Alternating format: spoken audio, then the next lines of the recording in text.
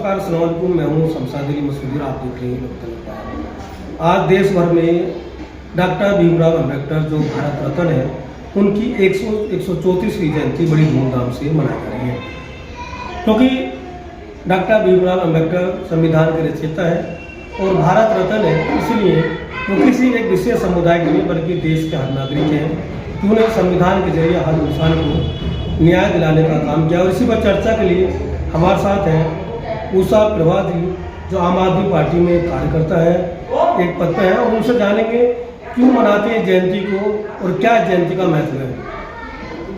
नमस्कार। सबसे पहले तो मैं सभी देशवासियों को अम्बेडकर जयंती की शुभकामनाएं देना चाहूँगी। और अम्बेडकर जयंती आज भारत में ही नहीं पूरे विश्व में मनाई जाती है, क्योंकि इसका अम्बेडकर जयंती का बहुत बड़ा महत्व है।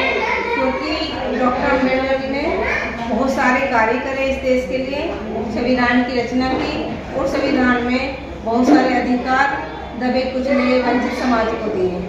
और महिलाओं को तो उन्होंने बहुत सारे अधिकार दिए, वोट डालने का अधिकार दिया, क्योंकि 1950 से पहले वो अधिकार नहीं था महिलाओं के पास। और जबकि पूरे वर्ल्ड में महिलाओं को बहुत संघर्ष करना पड़ा वोट के अधिकार के लिए। और भारत में जैसे ही अम्बेडकर जी ने संविधान लिखा और लागू किया, तुरंत पहली ही मीटिंग में उनको ये अधिकार दिया गया कि वो वोट डाल सकते हैं। जिस तरह से देश में जातिवाद था, आज भी बहुत सारी जगह जातिवाद है, तो जो रिजर्वेशन है उस रिजर्वेशन के जरिए क्या वो जातिवाद कम हुआ है? क्या रिजर्वेशनों को मानती है कि वो अगर रिजर्वेशन नहीं होता तो जातिवाद भेदभाव कम नहीं होता?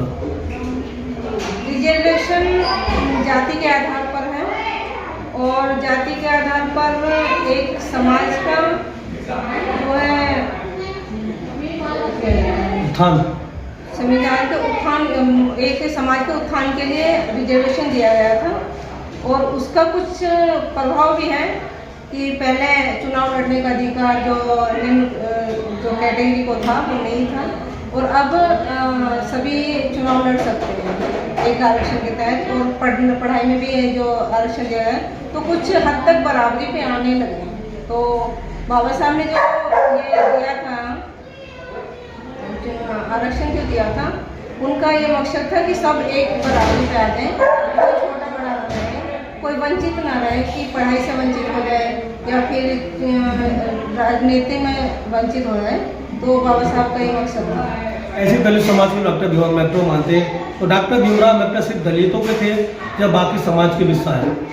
नहीं, बाबा साहब को ये कहना गलत है कि वो एक दलित समाज के ही नेता थे।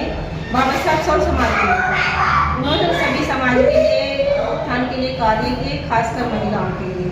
महिलाओं को पहले बच्चे होने के बाद 8 छुट्टियाँ नहीं मिलती थी, उन्होंने उन्हें 6 महीने की छुट्टियाँ दिलवाई।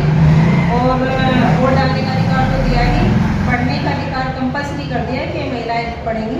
लेकिन मेरा सवाल है कि जो डॉक्टर भीमराव अम्बेडकर है, लोग जो जयंती है वो खासकर सिर्फ दलित समाज के लोग मनाते हैं। ऐसा लगता है कि वो दलितों का नेता है, बाकी जो ओबीसी समाज के लोग हैं या अपर कास्ट के लोग हैं या दूसरे धर्म के लोग हैं, उनके वो लीडर नहीं थे।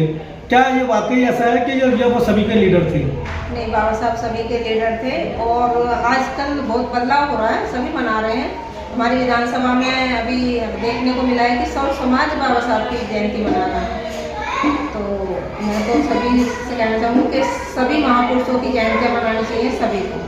और जिस तरह से देखा गया कि कई जगह संविधान की प्रतियां जलाई जाती है, कई जगह डॉक्टर भीमराव अम्बेडकर को दुश्मन माना जाता है, क्योंकि उन्होंने जो रिजर्वेशन दिया तो कहीं ना कहीं अपर कास्ट के लोग जो थे, जो जिनको अपने मनुस्मृति के लोग मानने वाले लोग थे, उनको लगता है कि भाई गरीबों को रिजर्वेशन मिला तो हमारे बराबर आ गए। ऐसे में उनको नहीं मनाना चाहिए। क्या कहेंगे उनकी? सभी जो सब समाज है, हर कोई नहीं मानता कि बाबा साहब सिर्फ दलितों के ही नेता थे, जबकि बाबा साहब सभी के नेता थे। और आज के सब मिलजुल के रहते हैं, कोई भी ऐसा नहीं है कि मुझे किसी भी समाज से कोई प्रॉब्लम नहीं है, सभी मान रहे हैं। और बाबा साहब ने तो सभी के लिए कार्य किए। उन्होंने संविधान में सबको बराबर का अधिकार दिया, चाहे वो दलित हो चाहे कोई भी हो। तो ये तो कहना गलती है कि वही बाबा साहब सिर्फ दलितों के लिए। इधर हमारे साथ दूसरा प्रभारी जो समाजवादी पार्टी के सोशल वर्कर भी है, और उनसे हम बात कर रहे थे डॉक्टर भीमराव अम्बेडकर को लेकर। आप इस खबर कैसे देखते हैं? लाइक करें, कमेंट्स करके जरूर बताएं।